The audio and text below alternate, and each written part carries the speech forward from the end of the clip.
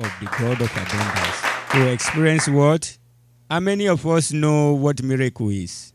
It's something that defies explanation. It defies what? You can't explain it. It's something that comes that you don't even know how it came about. What I call abundance, when God comes and step in the way. I remember when I used to take math, they would tell me 2 plus 2 is what? 4. And 2 times 2 is what? 4. But then, I don't know how you explain. In a time of famine, mathematics, when you say 2 sticks and a morsel of bread, and somebody that doesn't have 8 every day, that's I still cannot phantom.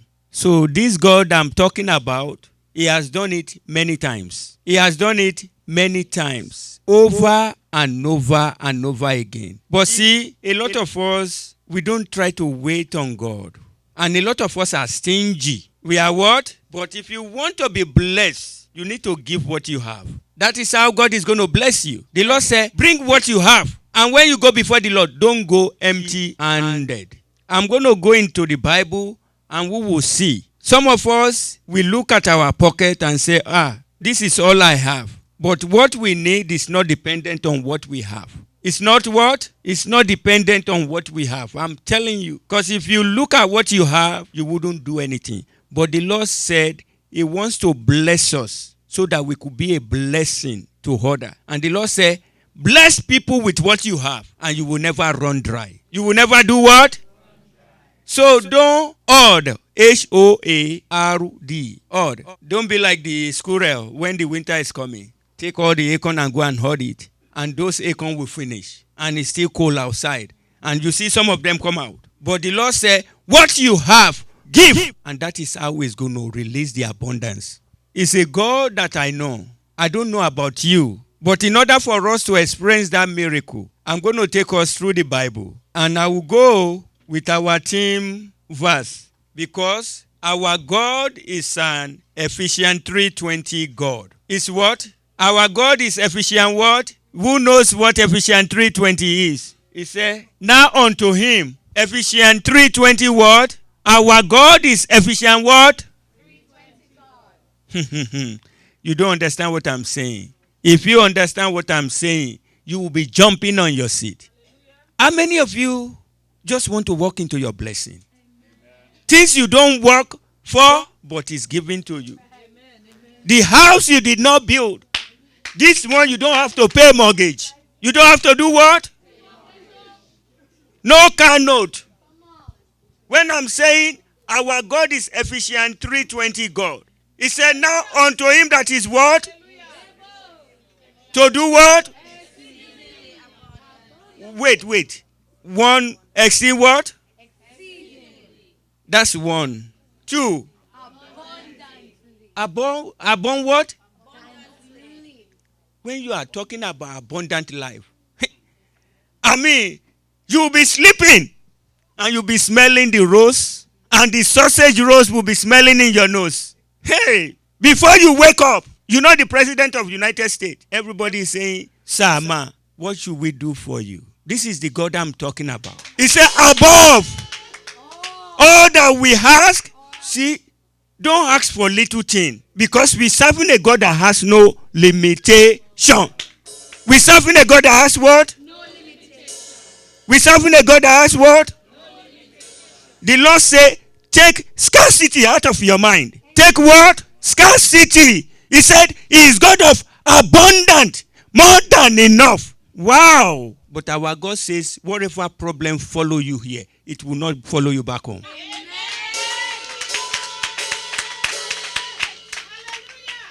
He said, above all that we do what? So please, don't ask little. Ask big, because we serve a big God. He said, according to the power that worketh in us. So you see, he said, exceedingly, abundantly, above all, meaning more than enough. So when you add those three together, he's saying overflow. He's saying what?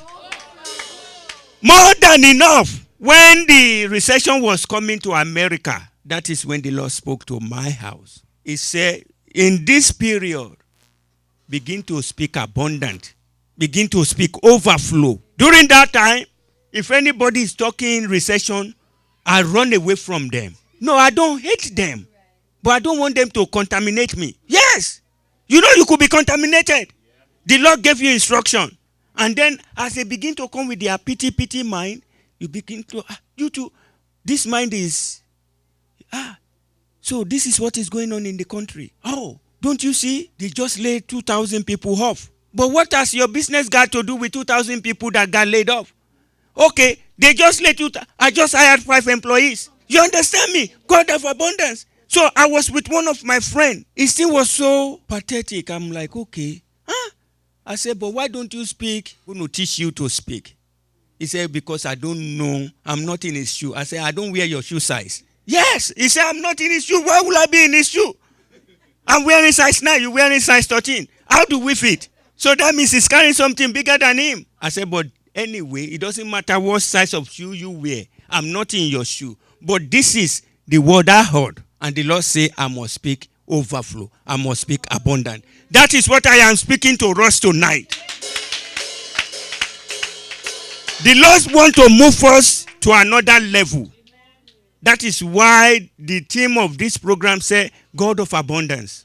See, whatsoever you have, the Lord said, no matter how small, He said He's going to turn it into something you're going to share with others. He said, turn it into something you're going to share with others. And our God says, you give what you have and let Him worry about how He's going to give it to you. The Lord said, give what? And let Him worry about how He's going to give it to you. Tonight, we all come to the church with concerns. A lot of us that are here, we have concerns. Each of us, we have something in our lives that is weighing us down. But I don't know what is weighing you down. But tonight, the Lord is going to visit. Maybe it is a financial issue. Maybe it is a marital issue. Maybe it's job issue. Maybe we are worried about our children that are going astray. Do you have hope in that situation of what is weighing you down? Are you hopeless in it? Do you see the possibility for a positive outcome? I don't know what it is. But our God says tonight, you give what you have and let Him take care of the rest.